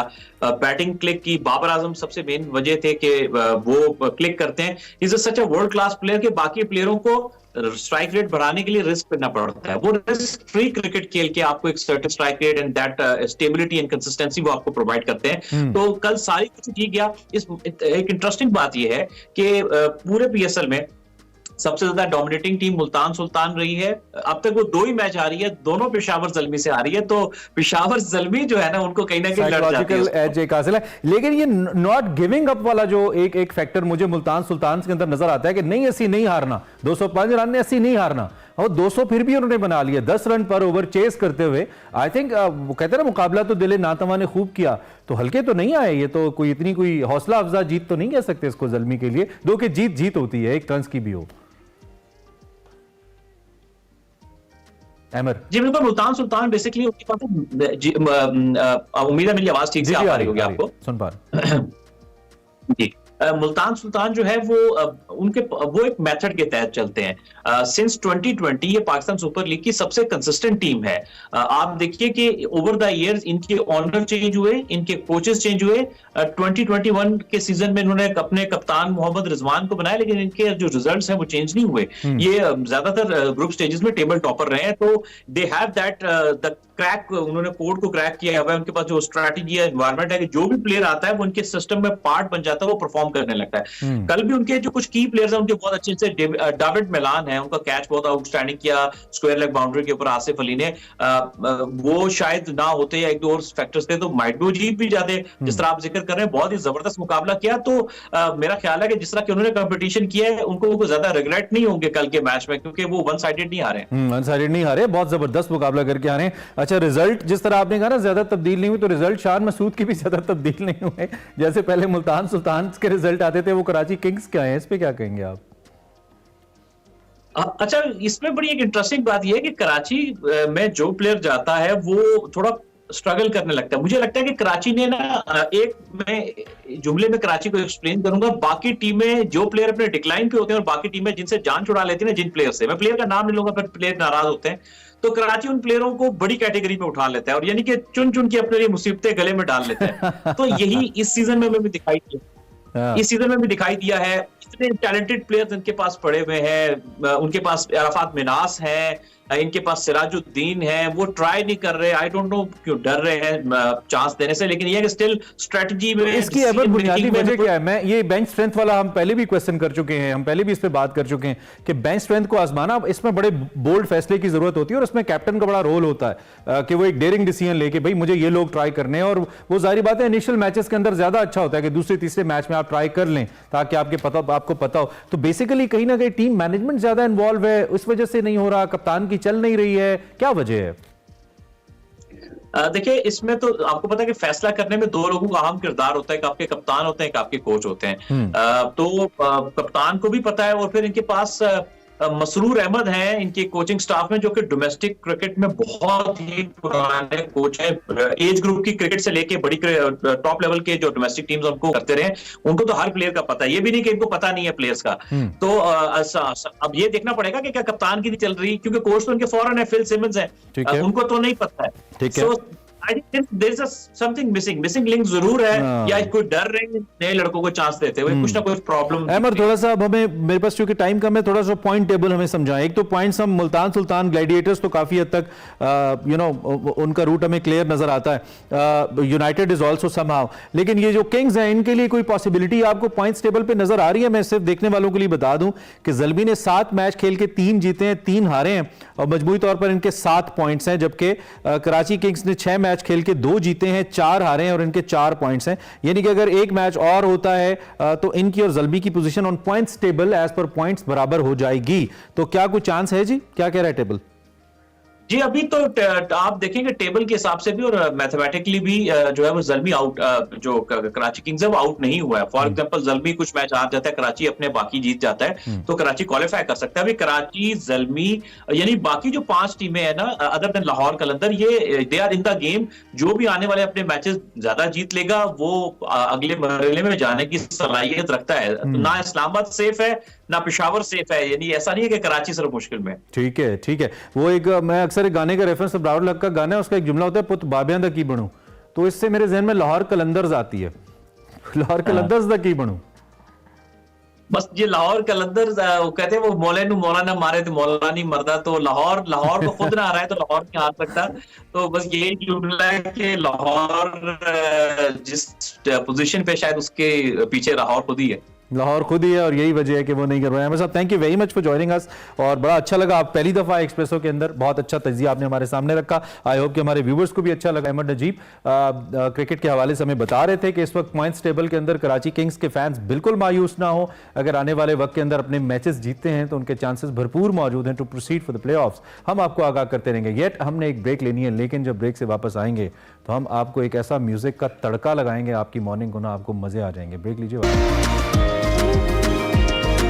भाई, जो हम कहते हैं वो हम करते हैं। हमने आपको कहा था ब्रेक से पहले कि हम आपको एक पावर पैक परफॉर्मेंस दिखाने वाले हैं, म्यूजिकल, जो आपको आपकी सुबह को बहुत अच्छा कर देगी। भी हम कोशिश कर सकते हैं और ये कोशिश हम आज भी करेंगे। इस वक्त हमारे साथ स्टूडियोज के अंदर ये जिन साहब को आप सुन रहे थे हमारे साथ मौजूद हैं। लुक्स क्वाइट यंग है, भी यंग में से, लेकिन दिखने में और ज़्यादा यंग है।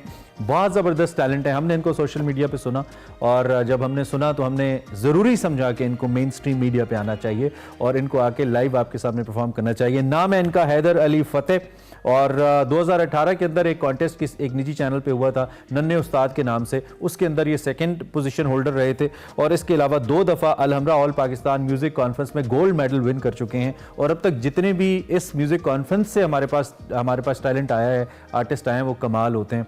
सो हैदर इस वक्त हमारे साथ स्टूडियोज़ में मौजूद हैं। वेलकम हैदर, कैसे हैं आप अपने दोस्त का भी तारुफ करा दीजिए आपके साथ जो है। ये मेरा गिटारिस्ट है, और इनका नाम भी बता दें। ताहा रसूल इसका नाम है, और बहुत ही फाइनेस्ट और बहुत अच्छे। ताहा, आपको भी वेलकम है। आप ठीक हैं?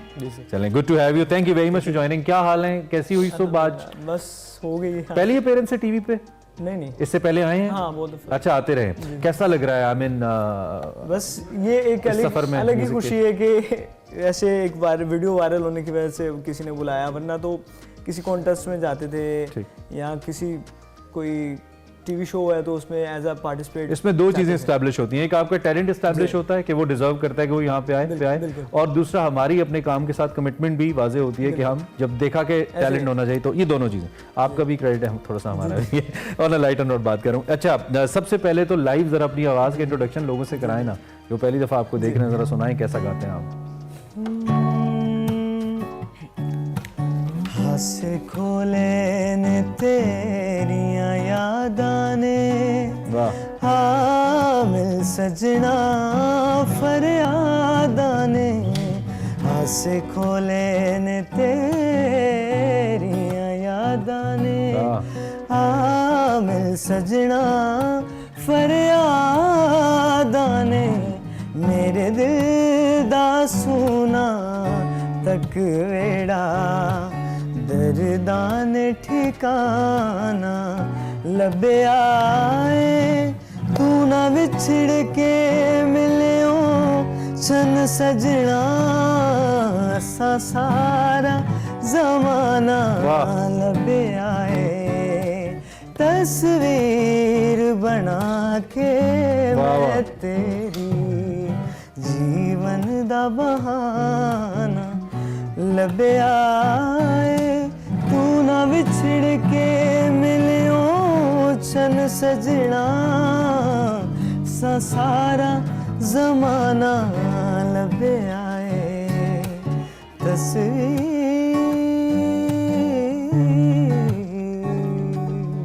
ओह wow wow wow, Sajjad Ali के गाने ऑलरेडी इतनी मुश्किल हैं, आप उसमें भी वेरिएशंस दे रहे हैं, तो ये तो बहुत ज़बरदस्त बात है।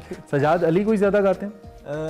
ज़्यादा तो आपको बताइए पाकिस्तान में, हाँ सजाद अली जी। वैसे कौन से आर्टिस्ट हैं जिनसे? अरिजीत से इंस्पायर्ड हैं। और कौन कौन से आर्टिस्ट हैं? पुराने भी कुछ गाने? आतिफ जी पुराने में मैडम नूरजान जी हैं, मेहदी हसन और मेहदी हसन साहब हैं। अच्छा, तो बेसिकली आपको ये बताएं कि रावियन हैं, ये पढ़ रहे हैं, उर्दू लिटरेचर पढ़ रहे हैं और इनका सेकंड सेमेस्टर है, क्वाइट यंग। तो उसके साथ साथ अपना जो सिंगिंग करियर है परसू इन्होंने किया है। और कहाँ कहाँ परफॉर्म करने का मौका मिला है, कहाँ कहाँ पे? अभी तक तो दो बड़े प्लेटफॉर्म्स मैंने बताए, इसके अलावा कॉन्सर्ट्स वगैरह भी होते हैं? उसके अलावा कॉन्सर्ट्स किए हैं, इतने ज़्यादा, मतलब जो फेस्टिवल्स होते हैं उनमें परफॉर्म किया है, और अपने प्राइवेट इवेंट्स भी किए हैं, तो वो भी आते हैं। वो ऐसा होता है कभी अकेले लेटे हो, सोच रहे हो कोई बहुत बड़ा कुछ ख्वाब में कोई इमेज बनता है, या यू परफॉर्मिंग समवेयर लाइक किसी बड़े से एरिना में? होता है ऐसे ही। कहाँ, क्या ड्रीम है? ड्रीम यही है कि दुबई एरिना में अरिजीत सिंह के साथ कॉन्सर्ट का, वो हमेशा, मतलब बहुत दफ़ा ये ख्वाब आ चुके हैं कि कर रहे हो। हाँ, कि मैं उसके साथ परफॉर्म कर रहा हूँ, और एज अ सिंगर कर रहा हूँ, नॉट ऑडियंस, मतलब स्टेज शेयर कर रहे हो? स्टेज शेयर कर रहा हूँ, तो वो उसके लिहाज से ना वो बहुत दफ़ा ख्वाब आ चुका है, और इंशाल्लाह मुझे लगता है कि वो पूरा भी होगा जैसा आप गा रहे हो, मेहनत के बाद डेफिनेटली, क्योंकि अरिजीत का अपना बहुत बड़ा टफ करियर है, बड़ी उन्होंने शुरू में बहुत स्ट्रगल किया, तो ऑब्वियसली स्ट्रगल के बाद ही होता है। कुछ और सुनाइए हमें, अरिजीत का ही कुछ सुनाइए ना हमें। खामोशियाँ। वाह वाह वाह, बहुत अच्छे, ये वाला बहुत अच्छा था। वेरी वेरी नाइस, बहुत ज़बरदस्त, बहुत अच्छा। आपका टोन बहुत खूबसूरत है, आपकी आवाज़ बहुत अच्छी है माशाल्लाह, और फिर आप ओवरसी उस पर आपकी मेहनत भी है। फैमिली में कोई है गाता? जी, फैमिली में दादा करते थे म्यूज़िक, और दादा के बाद गाते थे जी, वो गाते भी थे और हारमोनियम में जाते थे। अच्छा, ग्रेट। तो उसके बाद उनके बाद किसी ने नहीं किया। ओके। और जो मेरे टीचर हैं जिनसे मैं इंस्पायर्ड हूँ, दो टीचर हैं वो मेरे, एक तो तैमूर वज़ीर हैं जो ग्रैंडसन ऑफ बख्शी वज़ीर साहब, माशाल्लाह, ग्रेट फैमिली, तो एक वो है, उनसे सीख रहा हूँ, और एक वकास किंग है, वो भी सिंगर है। ठीक है, चलें, आपके दोनों असातिज़ा को एक अच्छा यकीनी तौर पे शागिर्द मिला, और आपको अच्छे उस्ताद डेफिनेटली मिले। उम्मीद होता है ना, जब बच्चा इस एज में गा रहा होता है तो माँ बाप मना कर रहे होते हैं, लेकिन इसका मतलब है आपको ऐसी कोई रिजेंटमेंट नहीं मिल रही? नहीं, क्योंकि दादा करते थे तो अब्बू वगैरह फुल सपोर्ट। सबसे बड़ा फैन कौन सा है आपका ओवरऑल, जो आपको लगता है ये बंदा मेरा या बंदी सबसे बड़ी फैन है, ये सबसे बड़ा फैन है? सबसे बड़ा फैमिली में भी हो सकता है, बाहर भी हो सकता है। हाँ, फैमिली में सबसे बड़ा फैन तो मतलब मैं अपने फादर को ही कहूँगा। अच्छा। और बाहर की बात करें तो बाहर तो बहुत ज़्यादा लोग हैं, वो मतलब कोई एक नाम नहीं ले सकते आप? जज नहीं कर सकता। होता है ना, कोई एक बंदा होता है जो आपको लगता है कि यार ये मेरा बहुत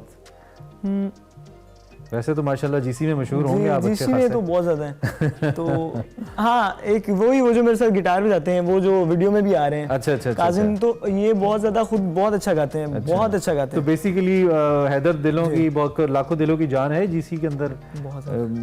नाम लेती हैं लड़कियां कि यार कुछ सुना दो। हाँ, लड़कियों का तो नहीं पता, लेकिन जीसी में अल्लाह ने इज्जत बड़ी दी हुई है। अच्छा है, आप अच्छा करें। चलें, अब आप हमें कुछ और सुनाइए, हमारे पास टाइम चूंकि कम हो रहा है तो हम चाहते हैं कुछ और सुने।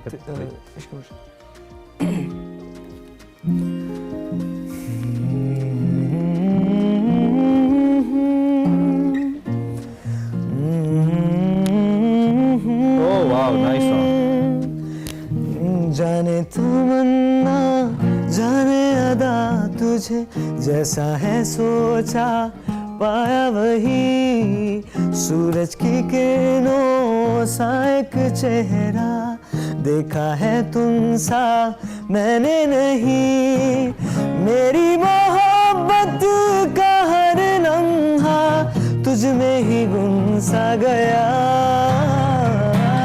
ना मैं हूँ आशिक ना मैं दीवाना, कह दो मुझे जो पिया। तेरा मेरा है प्यार अमर, तू चाहे तो कदमों में सर रख दूं। ये जीवन क्या गर मांगे तू, मेरी जान नजर कर दूं। तेरा मेरा है प्यार अमर। ओ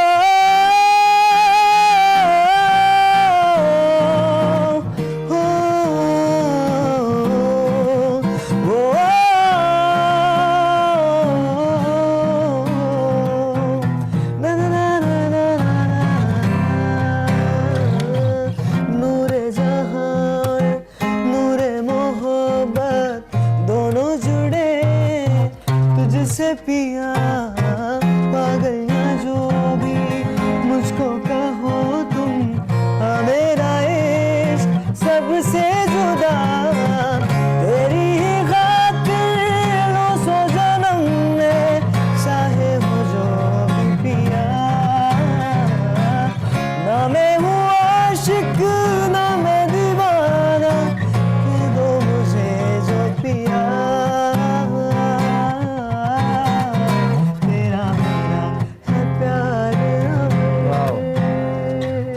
भाई ये क्लैप हैदर के लिए तो है लेकिन ताहा के लिए भी है। वो टेक्निकली बड़ा जबरदस्त काम कर रहे हैं, जिन लोगों को पता है वो समझ रहे हैं कि वो क्या काम कर रहे हैं। सो वेरी वेल डन, बहुत जबरदस्त। भाई आपसे मिलकर हमें बहुत अच्छा लगा, आप बहुत जबरदस्त टैलेंट हैं और आई बिलीव कि हमारी इंशाल्लाह ऑन इस प्लेटफॉर्म आखिरी मुलाकात नहीं है, फिर भी होगी। तो अपने जिन लोगों ने पहली दफा आपको देखा, कुछ उनको कहना चाहो? उनके लिए यही कहना चाहूँगा कि उनका बहुत शुक्रगुजार हूँ कि उन्होंने देखा। और मतलब आप लोग देखेंगे तो ऐसा मेरी तरह का जितना और टैलेंट है, जितने भी जो नहीं आ सकते ऐसे सामने, उन लोगों को इसी तरह से आगे आने का मौका मिलेगा, क्योंकि आप लोग सपोर्ट करेंगे तो पाकिस्तान का टैलेंट बढ़ेगा इंडिया से भी ज्यादा। हाँ नहीं यही टैलेंट है, बहुत अच्छा है, बस अपॉर्चुनिटी की बात है। Thank you very much for coming both of you, thank you very much. बहुत अच्छा लगा आपसे मिलकर, बेस्ट विशेस आपके। और एक्सप्रेसो टैलेंट के अंदर आप भी हमें अपने सोशल मीडिया पे हमें आप जरूर टैग करें इफ यू डू समथिंग जो आपको लगता है कि उसको मेन स्ट्रीम पे आना चाहिए, हम जरूर आपको कोशिश करेंगे मौका दें। एक ब्रेक लेते हैं, ब्रेक के बाद आपको ज्वाइन करते हैं। Welcome back. प्रोग्राम का आखिरी हिस्सा है, हमारे पास 2-3 अहम स्टोरीज हैं, लेकिन उससे पहले एक ट्रिब्यूट है जो हमने देना है अपनी सारी जिंदगी लोगों के चेहरों पर मुस्कुराहटें बिखेरने वाले नामवर अदाकार अमानुल्लाह खान साहब। उनको मदाहों से बिछड़े आज 4 बरस बीत गए। वैसे वक्त कैसे गुजरता है ना, ऐसे लगता है कल का दिन है कि अमान साहब का इंतकाल हुआ है। नामवर अदाकार हैं जी और दुनिया में एक ही हुए हैं। लाहौर के गरीब से घराने में आंख खोली, अपने करियर का आगाज़ 1995 में थिएटर से किया और छोटे मोटे किरदार जो उनको मिले निभाते चले आए। लोगों को हंसाने का कमाल आपके अंदर मौजूद था और वो फिर आपकी शनाख्त बना और पाकिस्तान समेत दुनिया भर में फिर परफॉर्म किया। एक्टिंग स्किल्स की वजह से पहली फिल्म 1 to 1 का हिस्सा बने। आपकी अदाकारी को इसमें बहुत सराहा गया। इसके अलावा अमानुल्लाह खान साहब ने 2014 में फिल्म नामालूम अफराद में भी अदाकारी के जौहर दिखाए। अमानुल्लाह ने 860 दिनों पर मुहित नाइट थिएटर करके एक आलमी रिकॉर्ड भी बनाया।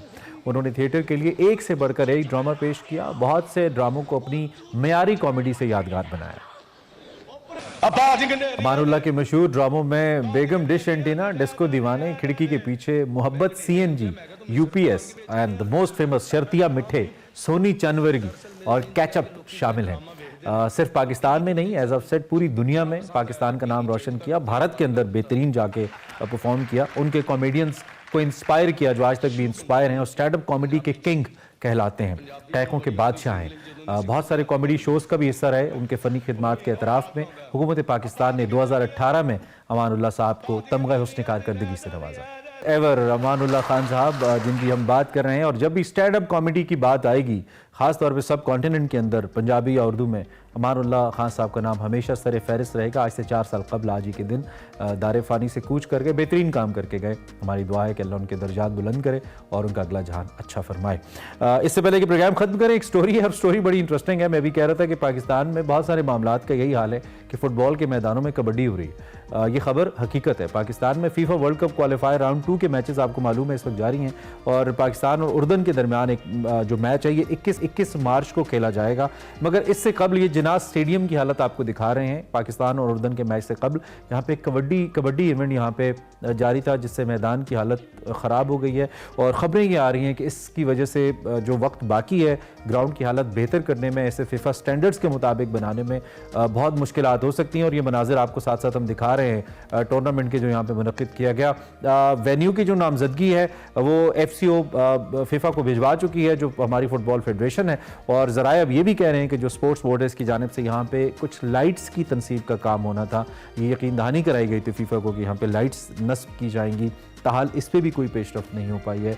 आई रिमेंबर जब ये ग्राउंड बना था, ये कितना ज़बरदस्त था, यहाँ पे सैफ गेम्स के मुकाबले हुए थे जिस मकसद के लिए बना था। तो खैर अब AFC ने पाकिस्तान उर्दन फीफा मैच के लिए ऑफर फाइनल कर लिया है। देखते हैं यहाँ पे मैच होता है या नहीं, लेकिन सूरत हाल यही है भाई, फुटबॉल के ग्राउंड में कबड्डी जारी है। प्रोग्राम ख़त्म करते हैं, आपसे मिलेंगे कल इंशाअल्लाह।